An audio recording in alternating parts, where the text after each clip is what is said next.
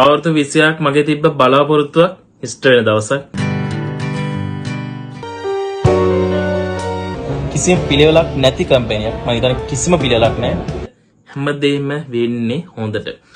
මෙතනට ආවම ෆ්‍රොන්ස් එකක් තියෙනවා කියාස් නැට්ටක් තියෙනවා. ඉතින් මම කෙලින්ම කිව්වේ මට මේ වාහනේ ඕනි කියලා. මාස 8ක් යන ඕඩ එකක් තිබේ. only one day දවසයි. අවුරුදු දින එකක් කියලා තමයි එක්කන් ගියේ. මට කියලා කිව්වේ මගේ යාළුවාගේ උත් වෙනවා දිනයකට. මොම සර්ප්‍රයිස් කරන්න මම මෙතනට ඇවිල්ලා ඉන්නේ. සර්ප්‍රයිස් එක.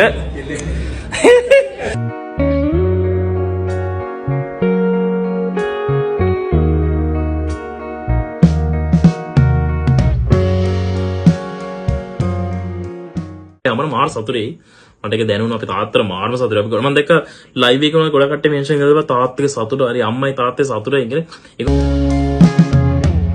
බස් වෙහිකල් එක ගත්තේ එදා රෑ නිින්ද යන්නේ නැහැ. ඉතින් මටත් එදා රෑ නිින්ද